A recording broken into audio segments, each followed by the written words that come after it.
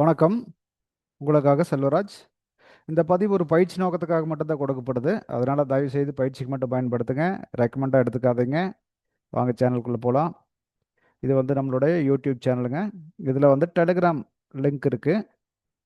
இதில் காலையில் வந்து நிஃப்டியோட லைவ் அப்டேட்ஸ் கொடுத்துட்ருக்கேன். இதுவே உங்களுக்கு ட்ரேடிங்க்கு யூஸ் ஆகும். முடிஞ்சால் கனெக்ட் ஆகி ஃபாலோ பண்ணி பார்த்துக்குங்க. அடுத்தது புதுசாக இருந்தீங்கன்னா டக்குன்னு இது பார்த்தீங்கன்னா இப்போ சொல்லிட்டு இருக்கிற டெய்லி அப்டேட்டட் வீடியோ ரொம்ப கன்ஃபியூஸாக இருக்குது. அதனால ஃபஸ்ட்டு இதில் இருக்கக்கூடிய ஒரு பிகினர்ஸ் கைடில் இருக்கக்கூடிய 14 வீடியோ இருக்குங்க. ஒன் பை ஒன்னாக ஸ்கிப் பண்ணாமல் பாருங்கள். அப்போ தான் உங்களுக்கு இதில் என்ன சொல்லிட்டு இருக்கான்னு புரியும். சப்ஸ்கிரைப் பண்ணாமல் தான் சப்ஸ்கிரைப் பண்ணிக்கங்க. பெல் ஐக்கானை கிளிக் பண்ணி ஆல் கொடுத்துட்டிங்கன்னா நான் கொடுக்குற வீடியோஸ் வந்து உங்களுக்கு நோட்டிஃபிகேஷன் வந்துடும் டெய்லியுமே. அதை ஃபாலோ பண்ணிக்கங்க. ஆல்ரெடி ட்ரேடர்ஸாக இருந்தீங்கன்னா நீங்கள் தவறாமல் பார்க்க வேண்டியது மட்டும் பாருங்கள் போதும். இந்த கான்செப்ட் முழுமையாக உங்களுக்கு புரியும். ஸ்டாக்ஸில் ரிலையன்ஸ் என்ன நடந்தது இன்னைக்கு? ரெண்டு ஸ்டாக்ஸ் கண்டினியூ பார்த்துட்டு இருக்கோம். ரிலையன்ஸ் என்ன நடந்ததுன்னு பார்க்கலாம். ஆல்ரெடி இதுக்கு முன்னாடியே போட்டு வச்ச சப்போர்ட் அண்ட் ரெசிஸ்டன்ஸ் இங்கே ஆல்ரெடி இருக்குது. இன்னைக்கு மார்க்கெட் அதை தாண்டி என்ன நடந்திருக்குன்னா ஒன்றும் நடக்கல. இங்கே பாருங்கள், ஓப்பன் கேண்டில் இந்த கேண்டில் ஓப்பனிங் ஆகிருக்கு. டக்குன்னு கீழே இது வரைக்கும் வந்திருக்கு. இது வந்து இது வரைக்கும் வந்திருக்குன்னு பார்த்தீங்கன்னா இது இந்த ரேஞ்சு தான். இந்த பாடி ரேஞ்சு தான் வந்து கீழே வந்திருக்கான். வந்துட்டு மேலே போனால் ரெசிஸ்டன்ஸுக்கும் போல் பெரிய மூவ்மெண்ட்டே இல்லாமல் முடிச்சிட்டான். நிஃப்டியும் அதே மாதிரி தானே பண்ணிச்சேங்க. எனக்கு மூவ்மெண்ட்டே இல்லாமல் கடைசியில் தூக்கி விட்டுருந்தான். அதே மாதிரி தான் இதுவும் பண்ணியிருக்கு. 5 மினிட்ஸில் பார்க்கலாம் இது என்ன சப்போர்ட்டு, ட்ரேடிங்க்கு என்ன ஆப்பர்ச்சுனிட்டி கொடுத்துருக்குன்னு பார்க்கலாம். ட்ரேடிங்க்கு என்ன ஆப்பர்ச்சுனிட்டி கொடுத்துருக்கு? அது ஓப்பன் ஆனோன்னா வந்து பார்த்தீங்கன்னா இதோ இந்த ரேஞ்சு தான் வந்து டச் எடுத்திருக்கான். டெஸ்ட் பண்ணிவிட்டு ஓப்பன்லேயே வந்து மேலே போயிருக்கான். ஃபர்ஸ்ட் 5 மினிட்ஸ்லேயே நடந்திருக்கு. அதுக்கு பின்னாடி போனவன் மத்தியானம் வரைக்கும் இதுதான் நடந்திருக்கு. கிட்டத்தட்ட 1-2 மணி வரைக்கும் நடந்திருக்கான். புரிஞ்சுங்களா? அதுக்கு பின்னாடி இதையவே சப்போர்ட்டாக வச்சுட்டு மேலே எடுத்துட்டான். அவ்வளோதான் நடந்திருக்கு. மார்க்கெட்டில் ஒன்றும் பெரிய மூமெண்ட் இல்லை. இந்த சப்போர்ட்டை வச்சுட்டு அப்படியே மேலே கொண்டு போயிருக்கான்.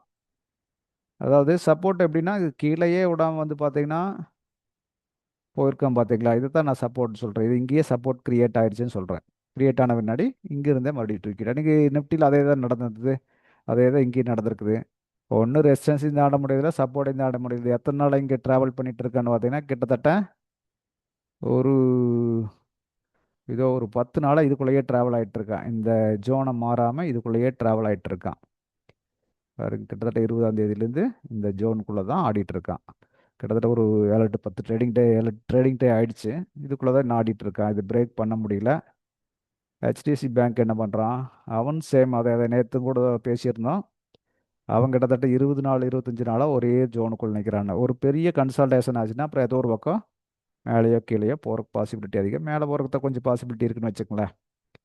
இதுவும் பார்த்தீங்கன்னா அந்த ஜோனுக்குள்ளேயே தான் நின்றுருக்கு. ஜோனை தாண்டி கீழேயும் வரல, மேலேயும் போகல.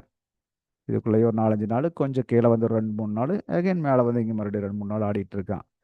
5 மினிட்ஸில் என்ன ஆப்பர்ச்சுனிட்டி கிடச்சிருக்கிறதுக்கு வாய்ப்பு இருக்குது? ஓப்பன் ஆனதே ரெசிஸ்டன்ஸ் ஏரியாக்குள்ளே, சாரி கீழே ஓப்பன் ஆகி ரெசிஸ்டன்ஸ் ஏரியாக்குள்ளே போனோம். கொஞ்சம் கீழே வந்துட்டு மறுபடியும் ரெசிஸ்டன்ஸ் ஏரியாக்குள்ளே போயிட்டு இதோ இந்த ஹையை பிரேக் பண்ண முடியல. இந்த ஹை இருக்குது பார்த்தீங்களா? இந்த ஹையை பிரேக் பண்ண முடியல.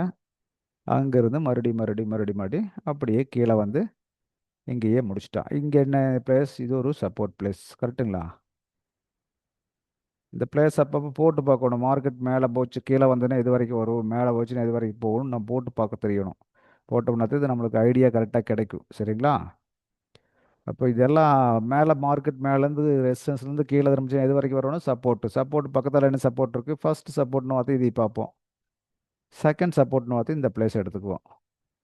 நிஃப்டி எல்லாம் கொஞ்சம் மேலே போயிருந்தா எனக்கு கடைசியில் முடியும் போது ஹெச்டிஎஃப்சி பேங்க் கீழே வந்து முடிஞ்சிருக்கான். அப்போ சப்போர்ட்டுக்கு வந்தாலும் இந்த சப்போர்ட்டுக்கும் இல்லை, இந்த சப்போர்ட்டுக்கும் ரெசிஸ்டன்ஸுக்கும் இல்லை. 1 ஹவரோட ரெசிஸ்டன்ஸ் அண்ட் சப்போர்ட் அதுக்குள்ளேயே தான் கிட்டத்தட்ட 4-5 நாளாக ட்ராவல் பண்ணிட்டு இருக்கான். இவனோட மூமெண்ட் இப்படி தான் இருக்குது.